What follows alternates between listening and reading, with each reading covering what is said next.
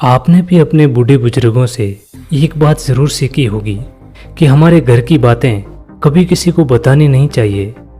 और ये भी कहते हुए सुना होगा कि कुछ बातें होती है जो अपनी पत्नी से छुपानी चाहिए, कुछ बातें अपने बच्चों से छुपानी चाहिए, कुछ बातें अपने समाज से छुपानी चाहिए। लेकिन ऐसी कौन सी बातें होती है जो हम अपने घर के बारे में किसी और को बताना नहीं चाहते? वैसे तो दोस्तों ऐसी बहुत सी बातें हैं, लेकिन आज की बहुत कहानी में हम आपको 7 ऐसी बातें बताएंगे जो आपको कभी किसी को नहीं बतानी चाहिए। वो आपके कितने भी जिगरी दोस्त हो या फिर आपके कितने भी करीबी रिश्तेदार हो, और कितने भी जिगरी रिश्तेदार ही क्यों ना हो। क्योंकि हम अक्सर देखते हैं कि बहुत से लोगों की रिश्तेदारी पहले तो बहुत अच्छी चलती है, लेकिन बाद में धीरे धीरे बहुत ज़्यादा खराब हो जाती है और वो रिश्तेदार धीरे धीरे दुश्मन में बदल जाते हैं। दोस्तों, ये 7 बातें आपको अपनी ज़िंदगी में गांठ बांध कर रखनी है, कभी किसी को नहीं बतानी है। तो चलिए शुरू करते हैं। बहुत पुरानी बात है। एक नगर में एक सेठ जी रहा करते थे। वो सेठ जी दिन भर काम करते और अच्छी खासी उनकी कमाई होती थी। उन सेठ जी का धंधा जोरों शोरों से चल रहा था। उनके घर में एक बीवी, 2 बच्चे और एक बेटी थी। सेठ जी जब शाम को घर आते तो अपनी बीवी बच्चों के साथ बैठकर दिन भर की पूरी बातें करते और वो बताते कि कैसे मैं पैसे कमाता हूँ, कैसे अपने ग्राहकों को मैं बांध कर रखता हूँ और मेरे ग्राहक रोज़ मेरे से ये सामान लेते हैं। अपनी जितनी भी कमाई होती थी वो अपनी बीवी को भी देता और वो कमाई कैसे की, ये सब बातें वो सेठ जी अपनी पत्नी को बता दिया करते। अब धीरे धीरे दिन गुजरते गए और सेठ जी का कारोबार धीरे धीरे बढ़ता गया। सेठ जी धीरे धीरे उस नगर के बहुत बड़े सेठ बन गए। अब सेठ जी तो ये बात जानते थे कि अपनी ज़िंदगी के कुछ सीक्रेट होते हैं, वो हमें किसी को बताने नहीं चाहिए। लेकिन सेठ जी की पत्नी बहुत भोली भाली थी। उससे जब कोई भी ये पूछता कि सेठ जी आज कहाँ गए और सेठ जी आज क्या करने गए और सेठ जी कितने पैसे कमा कर लाए, ये सब बातें सेठानी दूसरों लोगों को बता देती थी। लेकिन इस चीज़ के बारे में सेठ जी को भी पता था कि मेरी पत्नी बहुत भोली भाली है और ये हर किसी को अपनी बातें बता देती है, मेरे बहुत से राज भी ये बता देती है। सेठ जी बार बार अपनी पत्नी को ये बात बताता रहता कि अपने घर की बातें कभी किसी को मत बताना। और सेठ जी कभी कभी अपने बीवी को इसी बात से डांट भी दिया करते थे, लेकिन फिर भी सेठ जी अपने सारे सीक्रेट अपनी पत्नी को बताते। सेठ जी का मानना यह था कि पति पत्नी के बीच ऐसा कोई सीक्रेट नहीं रहना चाहिए जो आगे जाकर जिंदगी में कुछ प्रॉब्लम खड़ा करे। इसीलिए सेठ जी अपनी सारी बातें अपनी पत्नी को बता देता। अब सेठ जी के घर के पास एक बनिया रहा करता था। वो बनिया सेठ जी के तरीके से बहुत चलता। वो बनिया हमेशा सेठ जी के बारे में गलत सलत बातें करता रहता। वो बनिया ये सोचता कि काम तो सेठ जी जैसा मैं भी करता हूँ, लेकिन मेरा सामान नहीं बिकता और लोग सेठ जी से ही सामान लेते हैं। इसी बात से बनिए को हमेशा जलन होती थी। अब बनिए को एक दिन इस चीज़ का पता चलता है कि सेठ जी की पत्नी बहुत भोली भाली है और वो अपने घर की हर बात किसी को भी बता देती है। बस सेठानी जी को बातों में फंसाना पड़ता है। अब बनिया यही सोचकर सेठानी जी के घर गया और सेठ जी उस समय कुछ कारोबार के लिए कहीं गांव गए हुए थे। उस घर में सिर्फ सेठानी अकेली थी। अब बनिया जाकर सेठानी जी से चापलूसी वाली बातें करने लगा और वो धीरे धीरे सेठ जी के बारे में पूछने लगा। सेठ जी की पत्नी को इस चीज़ का पता नहीं चला और सेठ जी की पत्नी ने उस बनिए को सेठ जी के सारे राज बता दिए। वो कहाँ काम करने जाते हैं, कैसे पैसे कमाते हैं, कहाँ से सामान लेकर आते हैं, कौन से सामान की कौन से रेट रखते हैं। ऐसे करते करते बनिया सेठानी जी से सारी चीज़ के बारे में पूछ लेता है। फिर बनिया भी सेठ जी की तरह ही काम करने लग जाता है। अब धीरे धीरे सेठ जी को इस बारे में पता तो नहीं चला, लेकिन धीरे धीरे वो बनिया सेठ जी की जगह लेने लगा। धीरे धीरे सेठ जी का कारोबार ठप होने लग गया, क्योंकि घर के भेद जब बाहर पता चलते हैं तो घर का विनाश तो अवश्य हो ही जाता है। धीरे धीरे वो बनिया रोज सेठानी जी से सेठ जी के बारे में पूछता और वो सेठानी बता देती और उसी रास्ते पर बनिया अब चलने लगा।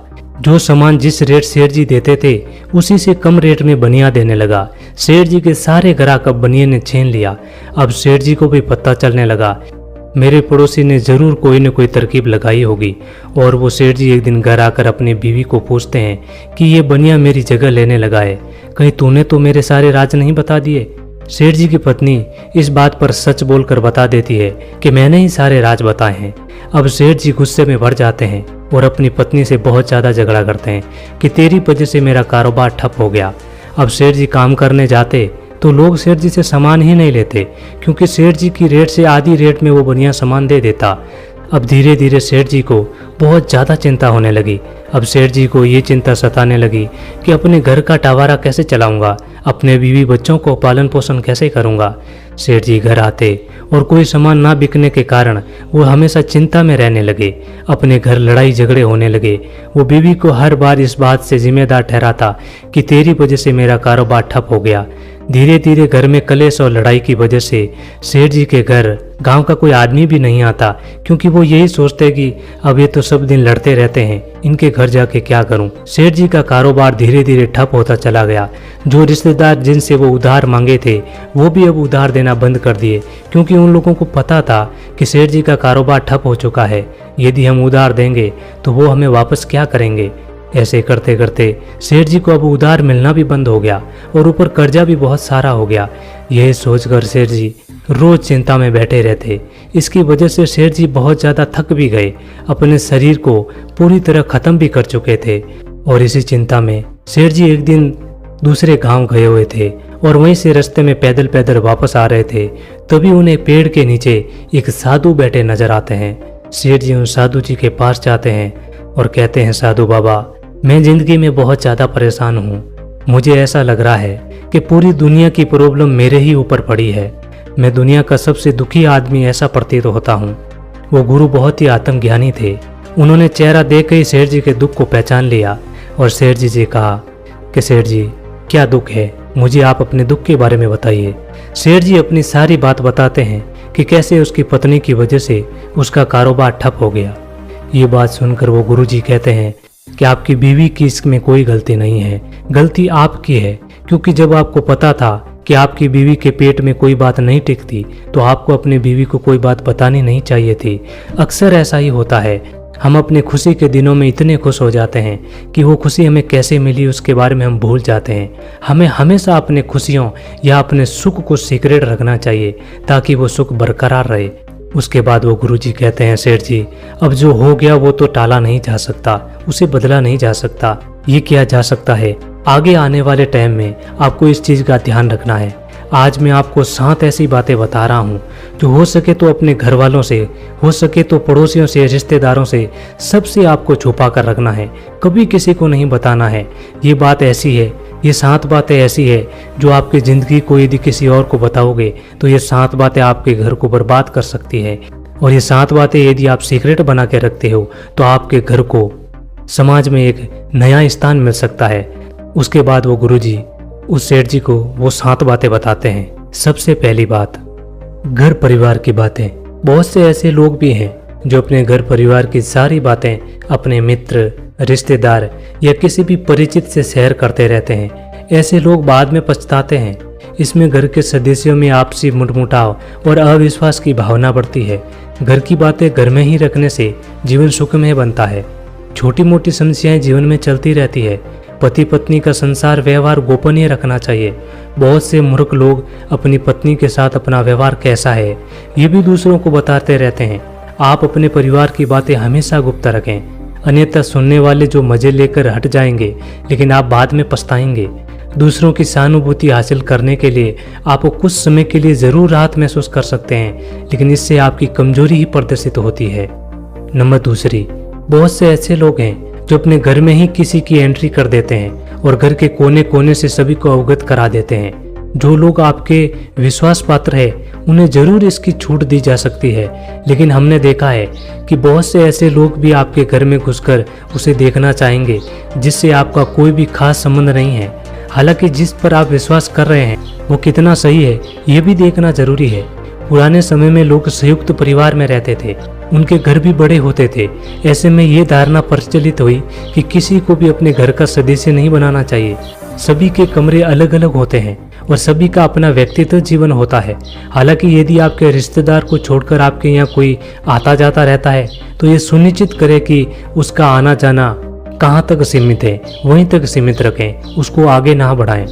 3, लोग जानना चाहते हैं कि आप कितना कमाते हैं। यदि आप सीधे साधे नहीं बताएंगे तो ये लोग दूसरे तरीकों से पूछताछ करके अनुमान लगा लेंगे। हालांकि आप अपने धन को जितना हो सके गोपनीय रखेंगे तो आपके लिए ही अच्छा होगा। इसलिए नहीं लोग आपसे कर्ज मांग लेंगे और फिर लौटाएंगे नहीं। इसके और भी कई कारण हैं। धन को अपने परिचित या रिश्तेदारों से गोपनीय ही रखने की सलाह दी जाती रही है, लेकिन ध्यान रखें, अपने पत्नी से गोपनीय रखेंगे तो आपके लिए वह धन दुखदायी साबित हो सकता है। इसीलिए आप इस बारे में अच्छे से सोच विचार करने के बाद ही धन के बारे में किसी को बताना। नंबर 4, यदि सार्वजनिक रूप से आपका अपमान किया जा रहा है तो उसका जमकर प्रतिकार करें। फिर भी व्यक्ति को बहुत से मामलों में कभी कभी मजबूरीवश अपमान झेलना पड़ता है। अपमान को दिमाग में ज़्यादा दिन तक ना पालें, बल्कि इस पर विचार करें कि दोबारा कोई आपके साथ ऐसा ना कर पाए। ये भी याद रखें, यदि आप अपने अपमान को प्रचारित करेंगे तो फिर कई लोग आपका अपमान कर लेंगे, क्योंकि लोगों को आपके साथ कभी सहानुभूति नहीं रहती। जो लोग किसी की सहानुभूति अर्जित करना चाहते हैं वही अपने अपमान के बारे में किसी से चर्चा करते हैं, नहीं तो इसके बारे में कभी किसी के सामने चर्चा नहीं करनी चाहिए, क्योंकि इससे हमारी और ज़्यादा बेइज्जती होती है, ना कि इससे हमें कोई सहानुभूति हासिल होती है। नंबर 5, अपनी योग्यता या अपनी कमजोरी। हालांकि आदमी को इस चीज़ के बारे में पता नहीं रहता कि उसकी कमजोरी और उसकी ताकत क्या है, और यदि आपको इसके बारे में पता है तो पहले तो आप बहुत ही बुद्धिमान आदमी हैं, और दूसरी बात यह है कि आपको इसके बारे में कभी नहीं बताना चाहिए। यदि आप अपनी ताकत के बारे में किसी को बताएंगे तो लोग उसकी काट भी ढूंढ लेंगे, क्योंकि उनको पता है कि आपकी ताकत क्या है। और यदि आप अपनी कमजोरी के बारे में बताएंगे तो शत्रुओं के साथ लोग मिलकर आपको पराजित कर सकते हैं। इसीलिए अपनी कमजोरी और अपनी ताकत कभी किसी को नहीं बतानी चाहिए। नंबर 6 पर है गुरु मंत्र, साधना और तप। यदि आपने किसी योग्य गुरु से दीक्षा ली है तो उसके द्वारा किया गया गुरु मंत्र गोपनीय रखें। हालांकि गुरु मंत्र कई प्रकार के होते हैं, जैसे किसी ने आपको कुछ ज्ञान दिया या कोई हुनर सिखाया हो या कोई गुरु मंत्र हो। इसके अलावा यदि आप किसी भी प्रकार की साधना, तप या ध्यान कर रहे हो तो उसे भी गोपनीय रखें, अन्यथा वो निष्फल हो जाएगा। इसमें संबंध में गोपनीयता से ही लाभ मिलता है। नंबर 7 पर है दवा। आप यदि किसी भी प्रकार की दवाई खाते हैं तो उसे गोपनीय रखें। माना जाता है कि दवा का असर भी तभी रहता है जब तक आप उसे गोपनीय रखते हैं। हालांकि कुछ लोग इससे इत्तेफाक नहीं रख सकते, लेकिन प्राचीन काल में हो सकता है कि किसी विशेष रोग या औषधि के लिए कहा गया हो। पहले के लोग दुर्लभ वनस्पति के जानकार भी होते होंगे। बहुत से लोग कहते हैं कि यदि आप दारू भी पीते हैं तो वो भी तभी उचित होता है तब उसको आप गोपनीय ढंग से रखते हैं। जिस दिन लोगों को इसके बारे में पता चलता है तो लोग आपको बहुत ही गलत नज़रिए से देखेंगे। तो दोस्तों, ये 7 बातें थी जो हमें कभी किसी को नहीं बतानी चाहिए। और एक छोटी सी बात यह भी है कि हमें दान और पुण्य के बारे में भी किसी को नहीं बताना चाहिए। ये भी जितना गोपनीय रहता है इतना ही फायदेमंद होता है। तो दोस्तों, उम्मीद है ये कहानी आपको पसंद आई होगी। 7 बातें आपको अच्छी लगी हो तो वीडियो को लाइक और चैनल को सब्सक्राइब जरूर करना। मिलते हैं अगली कहानी में, तब तक के लिए अपना ख्याल रखें।